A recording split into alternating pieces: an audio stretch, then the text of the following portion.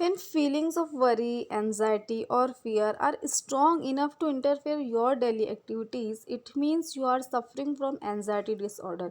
It might be panic attack or OCD, that is obsessive compulsive disorder, or post traumatic disorder, or any phobia. अगर आपको ऐसी किसी चीज़ की बेचैनी बहुत ज़्यादा है, किसी चीज़ की फ़िक्र बहुत ज़्यादा है, किसी चीज़ का आपको डर इतना ज़्यादा है कि आपकी day to day activities affect होती है, इंटरफेयर होती है आपकी रोज़ाना की लाइफ, रोज़मर्रा की ज़िंदगी, तो इसका मतलब ये है कि आपको एंजाइटी डिसऑर्डर है। ये रूल आउट करना चाहिए, उसका ट्रीटमेंट करना ही चाहिए। बहुत बार ऐसा होता है कि बहुत सारे लोग जब घर में लॉक लगा के निकलते हैं तो उनको यही लगता है कि वो लॉक ठीक से लगा है या नहीं लगा है, वो बार बार उसे चेक करते हैं और जब वो बाहर निकल भी जाते हैं तो भी उनके मन में एक यही रहता है, एनजाइटी रहती है कि शायद वो लॉक ठीक से लगा नहीं था। इतना ज़्यादा ये ख्याल उनको अफेक्ट करता है कि वो जिस काम के लिए वो जाते हैं वहाँ पर भी उनको बार बार इसी बात का ध्यान आता है और वो उसे सही तरह से कर नहीं पाते। बहुत सारे लोग क्राउड से बहुत ज़्यादा डरते हैं, या बहुत सारे लोग कोई पर्टिकुलर चीज़ का कि उनको एंजाइटी होती है, फ़ियर होता है या वरी होती है। तो ये सारी चीज़ें शो करती है अगर एक लंबे टाइम से ये चली आ रही है। और इम्पॉर्टेंटली ये ठीक है, एम डाला है आपके ब्रेन में तो फ़ियर तो रहेगा ही। हर इंसान को फ़ियर एक नेचुरल इमोशन है, लेकिन अगर ये इतना ज़्यादा है कि आपकी डे टू डे लाइफ को हर्ट कर रहा है, आपकी डे टू डे लाइफ को अफेक्ट कर रहा है, it means you have anxiety disorder which may be panic attack, OCD, that is obsessive compulsive disorder, post traumatic disorder, और any type of phobia. Good evening. Mental disorders की classification हम देख रहे थे, DSM-5 और ICD-11। Let's see anxiety disorders, major psychological disorders will C. First one is anxiety disorder. तो ये एक इंसिडेंट दिया है यहाँ पर, पहले हम वो देखेंगे। One day, Hema was drawing back home from her office. Suddenly, she felt her heartbeats were increasing. She felt breathless and was perspiring profusely. She felt so scared that she stopped the car and got out of it immediately. This continued for many days, and the frequency of such experiences kept on increasing.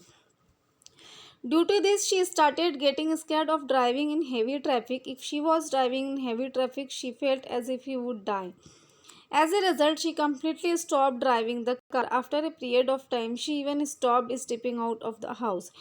Frequently, she started getting crying spells. She was diagnosed as suffering from anxiety disorder.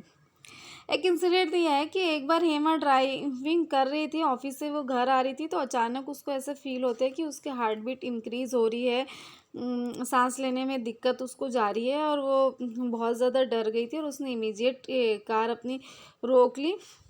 लेकिन फिर मतलब अब वो ठीक है, थोड़ी देर के बाद में वो वापस घर आई होगी, लेकिन ये ऐसा बार बार होने लगा था कि उसको जब वो जब ट्रैफिक ज़्यादा होता तो उसे ऐसा लगता कि वो गाड़ी नहीं चला पाएगी या फिर वो मर जाएगी, उसका एक्सीडेंट हो जाएगा, ऐसा उसे बार बार फील होता था। इतना ज़्यादा उसको ये फील होता था कि उसे वो मतलब उसने उसने कार चलाना ही बंद कर दिया था डर के मारे। उसे यही लगता था कि वो ट्रैफिक में गाड़ी चलाएगी तो उसका एक्सीडेंट हो जाएगा, वो मर जाएगी, तो उसने कार चलाना ही बंद कर दिया था। और कुछ टाइम बाद तो ऐसा हुआ कि उसने घर से निकलना ही बंद कर दिया। तो ये जो एंजाइटी थी और ये जो बेचैनी थी और ये जो उसको फियर था, ये डायग्नोस हुआ कि उसे एंजाइटी डिसऑर्डर है। तो एंजाइटी डिसऑर्डर में भी दो टाइप के एंजाइटी डिसऑर्डर होते हैं, एक तो GAD जनरलाइज्ड एंजाइटी डिसऑर्डर, और एक तो फोबिया। तो इसे फोबिया था, दैट इज़ पर्टिकुलरली एगोरोफोबिया, जो इंसान को पब्लिक से, क्राउड से होता है। Let's see what is anxiety disorder. The word anxiety is derived from Latin word anxieties, which means uneasy or troubled mind. Latin word anxieties से बना है, जिसका मतलब भी uneasy और troubled mind होता है। Definition: when a person feels nervous or worried without any obvious reason for a long time, such that it starts interfering with the daily life, it is called anxiety disorder. ये मैंने आपको बताया ही कि जब कोई इंसान बहुत ज़्यादा नर्वस फील करता है या वरीड होता है, कोई कोई पर्टिकुलर रीज़न नहीं होता, फिर भी वो बेचैन रहता है, वरीड रहता है, एंशियस होता है, इतना ज़्यादा एंशियस होता है कि उसकी जो डेली लाइफ है वो अफेक्ट होने लगती है। तो इट मीन्स कि उसे एंजाइटी डिसऑर्डर है। There are many sub-varieties of anxiety disorders, but we will study two major anxiety disorders, namely generalized anxiety disorder and phobia. बहुत सारे टाइप्स है एंजाइटी डिसऑर्डर के, हम इसमें जनरलाइज्ड एंजाइटी डिसऑर्डर देखेंगे पहले. We all feel tensed in our daily life due to various reasons. Example, during exams, while speaking in public, etc. It is something beneficial to experience mild tension while shouldering responsibilities or while facing a difficult situation. देखिए ये point बहुत ही important है. वैसे तो हम सभी daily life में थोड़े से टेंस होते ही हैं जो रेस्पॉन्सिबिलिटीज़ हमारी होती है उसको लेके, और ये एक हेल्दी है या बेनिफिशियल एक्सपीरियंस है, होना भी चाहिए. जब तक कि आप किसी चीज़ को लेके टेंस नहीं होंगे, जब तक कि आप किसी चीज़ की रेस्पॉन्सिबिलिटी फील नहीं करेंगे, आप वो काम को उतने अच्छे से नहीं कर पाएंगे. तो थोड़ा टेंशन, थोड़ी जिम्मेदारी होना ही चाहिए, बट उससे थोड़ी जिम्मेदारी आपको थोड़ा उसका टेंशन हो, आपको उसका स्ट्रेस हो, तो उससे क्या होता है कि हम वो चीज़ को सिस्टमेटिकली और प्लान्ड मैनर में करने के लिए कंपेल होते हैं. वो जो बेचैनी होती है हमारे अंदर, वो हमें वो काम बहुत अच्छे से करवाती है. लेकिन जब ये बेचैनी माइल्ड या मॉडरेट से बढ़कर बहुत इंटेंस हो जाती है, इतनी ज़्यादा इंटेंस हो जाती है कि हमारी रूटीन लाइफ अफेक्ट होने लगती है, हमारी दूसरी चीज़ों पे इसका असर पड़ने लगता है, और हम बग़ैर कोई रीज़न के, बिना कोई वजह के बहुत ज़्यादा टेंस, बहुत ज़्यादा नर्वस हो जाते हैं, और हम हमारे रोज़ के काम करना अवॉइड करने लगते हैं, लोगों से मिलना अवॉइड करने लगते हैं. तो ये सब एंजाइटी डिसऑर्डर में आता है. To diagnose any individual suffering from this disorder, the symptoms should be present for at least 4 weeks for children and for 6 months for adults.